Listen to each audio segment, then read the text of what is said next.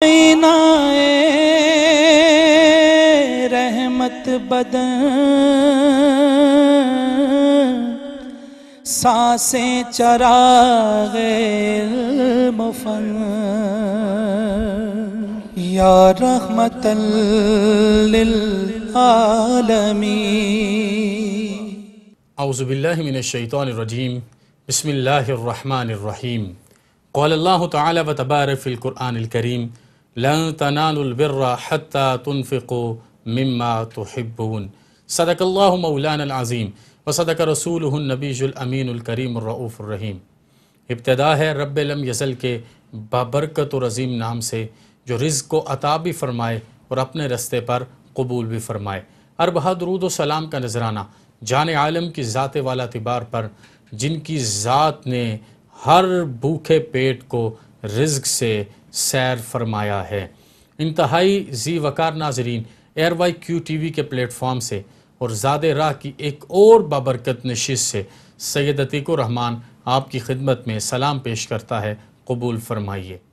آج آپ کے سامنے اللہ کے ساتھ ایک ایسی پارٹنرشپ کو بیان کرنا چاہتا ہوں، ایک ایسے عنوان کو، ایک ایسے موضوع کو بیان کرنا چاہتا ہوں جو عنوان اور موضوع اس سے پہلے بھی ہماری زندگیوں میں شامل ہے اور اس کا بڑا جذبہ ہماری پوری امت کو ہمیشہ نصیب رہا، لیکن کیا ہم اس ساری چیز کو اسی اسلوب سے ادا کرتے ہیں جو اللہ پاک نے ارشاد فرمایا ہے؟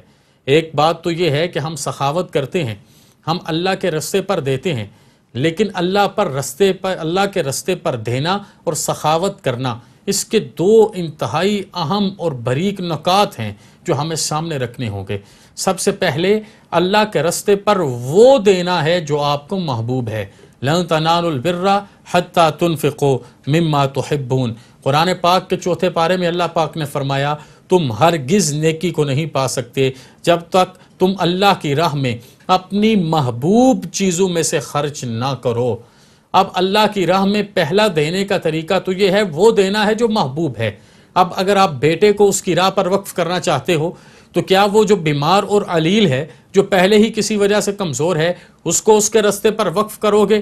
کرنا اسے بھی ہے، لیکن اگر اللہ کی رضا کو پانا ہے تو جو اس نے محبوب ترین بیٹا دیا ہے اسے وقف کرنا ہوگا۔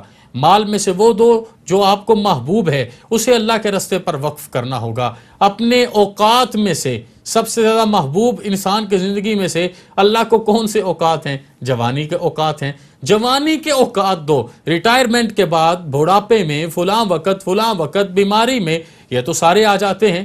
جب محبوب اوقات میں آپ اپنے سر کو سجدے میں رکھتے ہو تو تبھی رسول اکرم صلی اللہ علیہ وسلم ارشاد فرماتے ہیں کہ جب کوئی جوان سجدہ کرتا ہے اللہ زمین کے اس خطے کو اپنے نور سے منور فرما دیتا ہے۔ تو ان جوانی کے اوقات کو اللہ کی حرم پاک میں آپ نے رکھنا ہے، تو پھر ہی آپ کو یہ ساری عزتیں نصیب ہوں گی۔ ایک تو قرآن پاک میں بیان فرمایا کہ محبوب ترین مال میں سے خرچ کرنا ہے، محبوب ترین اولاد کو اس کے رستے پر وقف کرنا ہے، محبوب ترین اوقات اس کے رستے پر نچھاور کرنے ہیں اور اپنے آپ کو سنوارنا ہے۔ اور دوسرا طریقہ کیا ہے؟ وہ تو سید عالم صلی اللہ علیہ وسلم نے ارشاد فرمایا، آپ نے فرمایا دائیں ہاتھ سے دو تو بائیں ہاتھ کو پتہ نہ چلے، بائیں ہاتھ سے دو اور دائیں ہاتھ کو پتہ نہ چلے۔ یہ رمضان المبارک ہے، اس میں ہماری یہ عادت ہے، ہمارا یہ طریقہ ہے، ہم بڑے بڑے پیکیجز جس طریقے سے اس رمضان المبارک میں اناؤنس کرتے ہیں تو ظاہراً دنیا میں تو ہمیں کچھ مل رہا ہوگا، عاقبت میں ہمارے جو معمولات اس قدر زیادہ ریاکاری پر ہیں ہمیں شاید کچھ نصیب نہ ہو۔ اللہ پاک ہمیں ہدایت کاملہ عطا فرمائے۔ حضور سید عالم صلی اللہ علیہ وآلہ وصحبہ وسلم نے لن تنالوا البر حتی تنفقوا مما تحبون جب پڑھ کے سنائی تو آپ کے صحابی جناب سیدنا ابو طلحہ رضی اللہ عنہ کو اپنا ایک باغ بڑا محبوب تھا اور اس باغ کا پھل بھی آپ کو بڑا محبوب تھا، تو آپ نے فی الفور اس باغ کو دین کے رستے پر وقف کیا۔ کیوں وقف کیا؟ کہ انہیں پتہ چل گیا کہ اگر میں اپنی محبوب ترین چیز نہیں دوں گا تو ارزاں ترین چیز تو اللہ کی جناب میں ویسے ہی قبول نہیں۔ قبول وہ کرتا ہے، لیکن کس کی؟ جس کے پاس محبوب ترین چیز دینے کی توفیق نہ ہو۔ جس کے پاس توفیق نہیں، وہ اپنے آپ کو غریب نہیں سمجھے، اسے تو نیتوں سے بھی ثواب ملے گا، لیکن جس کو اتنا اللہ نے سخی کیا ہے، اتنا غنی کیا ہے، تو حق بنتا ہے کہ وہ اللہ کے راستے پر اپنی چیزوں کو وقف کرے۔ تو آپ نے اپنے اس باغ کو وقف کر دیا۔ کچھ عرصے بعد کسی نے آپ کو مشورہ دیا کہ آپ اس باغ کا معاوضہ دیں، اور معاوضہ دے کے یہ جو باغ آپ نے وقف کیا تھا اب یہ بک جائے گا، کوئی اور لے جائے گا، آپ کو بڑا محبوب تھا، تو آپ اس کے بدل میں پیسے دے دیں اور پیسے دے کے اپنے باغ کو خرید لیں۔ تو آپ نے باغ لینے سے انکار کر دیا کہ جب اللہ کے راستے میں دے دیا تو پھر دے دیا۔ اب یہ محبوب ترین چیز اگر ہم اللہ کے راستے پر دیتے ہیں تو یہ کہاں جاتی ہے؟ قرآن پاک میں احکم الحاکمین نے یہ تو ارشاد فرمایا کہ تمہاری قربانیوں کا گوشت میرے تک نہیں پہنچتا اور ان کا خون بھی میرے تک نہیں پہنچتا۔ میرے تک کیا پہنچتا ہے؟ تقویٰ پہنچتا ہے۔ تو یہ جو باغ انہوں نے دے دیا اور محبوب چیز کو اللہ کے راستے پر لگانا ہے، یہ کہاں پر جا کے انویسٹ ہوتی ہے؟ دوبارہ قرآن پاک کا 3 پارہ پڑھیں۔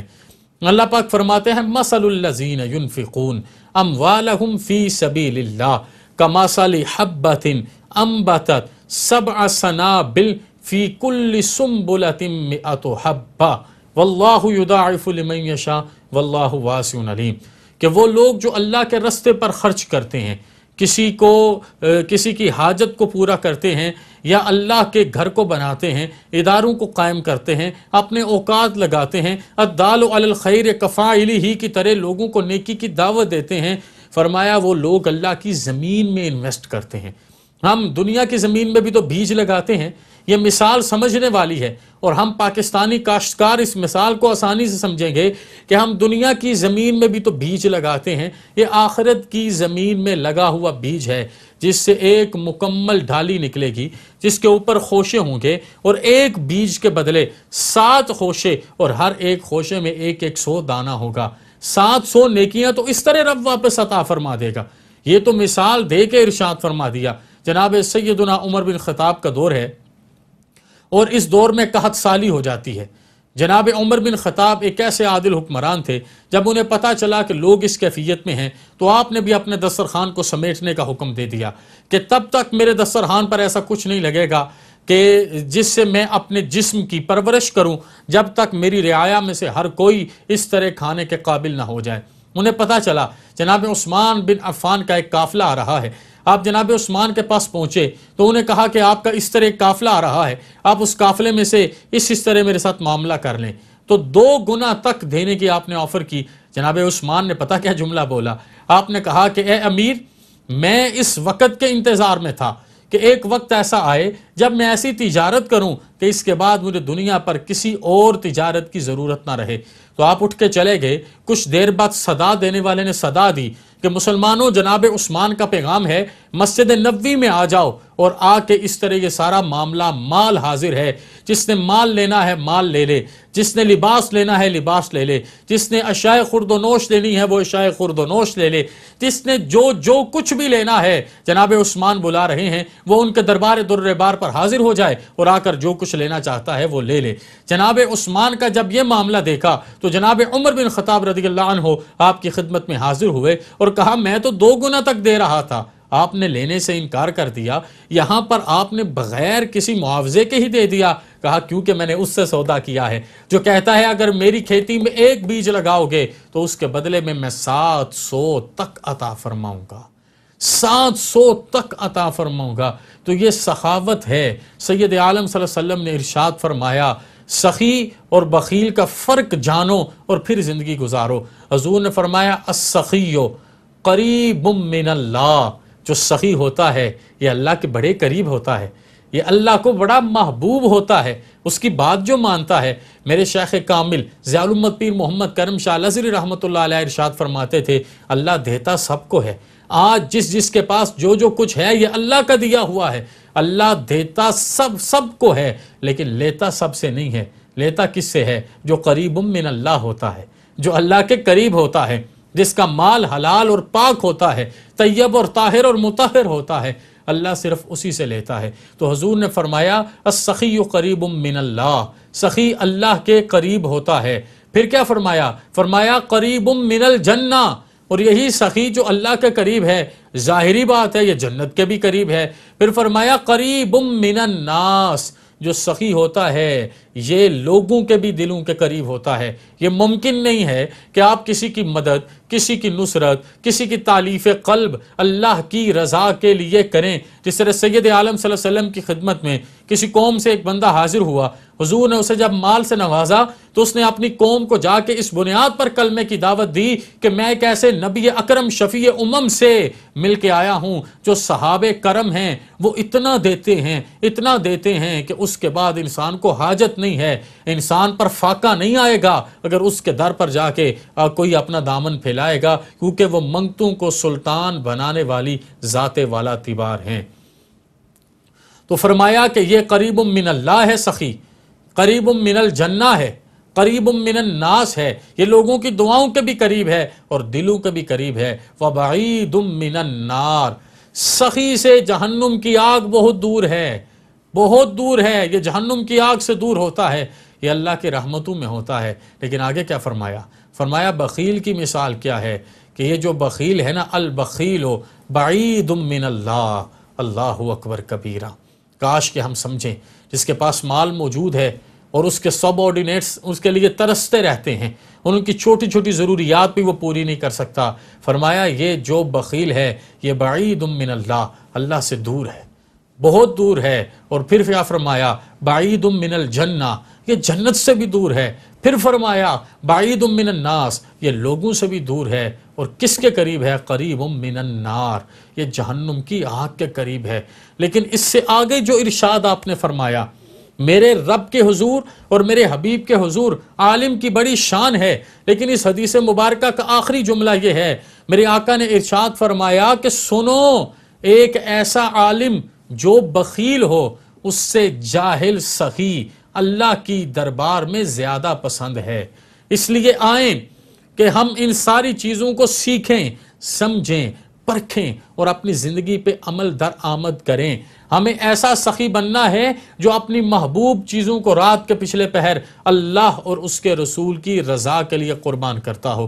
کیا ہم نے یہ واقعہ، یہ باتیں اپنی زندگی میں شامل نہیں کرنی؟ کہ ہم نے یہ واقعہ، یہ باتیں نہیں پڑھنی کہ کس طریقے سے سید عالم صلی اللہ علیہ وسلم کے ابتدائی ایام میں حضور کے صحابیات اور صحابہ نے اپنا سب کچھ قربان کیا؟ سب کچھ چھوڑ دیجئے، ملیکۃ العرب کو لے لیجئے، سیدہ سلام اللہ علیہا خدیجۃ الکبریٰ کی ذات والا تیبار کو لے لیجئے کہ یہ ملیکۃ العرب تھیں، سارے عرب کے chamber of commerce and industry کی یونینیمس چیئرپرسن تھیں، اور اتنے مال سے اللہ نے نوازا تھا کہ 8-10 قسم کے طریقوں سے یہ کاروبار کیا کرتی، مداربت کے ذریعے بھی یہ کاروبار کیا کرتی، پارٹنرشپ کے ذریعے بھی یہ کاروبار کیا کرتی، ورکنگ پارٹنرشپ کے ذریعے بھی یہ کاروبار کیا کرتی تھی، الغرض ہر لحاظ سے ان کا کاروبار چلتا۔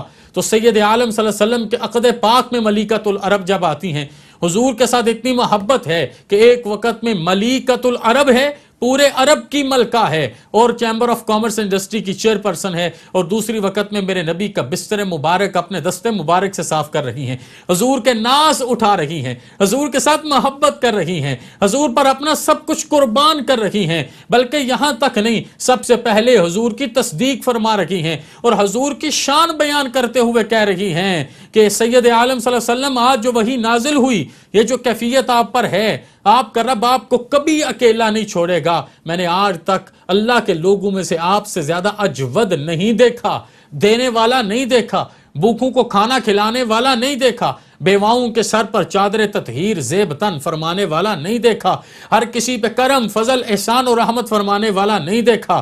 تو یہ ڈھارس دینے کے بعد ملیکۃ العرب نے اپنا سب کچھ رسول اکرم کے قدموں پہ قربان کیا، اور ایک بہت بڑی اماؤنٹ ہے جو آپ نے سب کچھ رسول کے قدموں پر قربان کر دیا۔ ایک دن آقا کونین اپنے گھر تشریف لاتے ہیں، کیفیت ذرا عجیب ہے، پوچھا حضور کیا ہوا؟ میرے نبی نے بتایا، آپ سخاوت کی یہ مثال دیکھیے کہ کیسے اپنا سب محبوب ترین معاملہ حضور کے قدموں پہ قربان کرنا ہے۔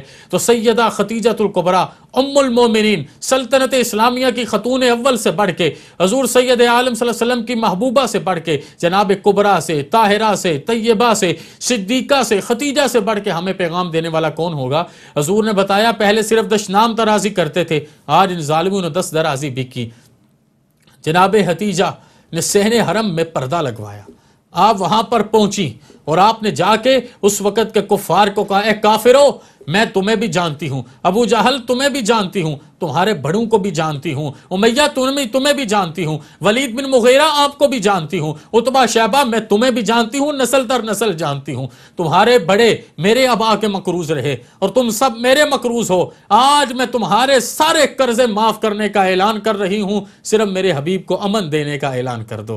تو یہ ملکۃ العرب کا پیغام ہے، اپنا سب کچھ رسول ہاشم کے قدموں پر قربان کر دیں اور اس ارادے سے قربان کریں میرے حبیب کا سینہ ٹھنڈا ٹھار ہو جائے۔ اور جب حضور کا سینہ ٹھنڈا ٹھار ہو جائے، کبھی جبریل صدیق اکبر کا لباس پہن کے آتے ہیں اور کبھی جبریل خدیجہ الکبریٰ کو سلام دینے آتے ہیں، کبھی حضور عثمان بن عفان کو جنت عطا فرماتے ہیں اور کبھی عبد الرحمن کو تاج الرحمن کا لقب نصیب ہوتا ہے۔ وما علینا الا البلاغ المبین۔ آئینہ رحمت بدن، سانسیں چراغ علم و فن،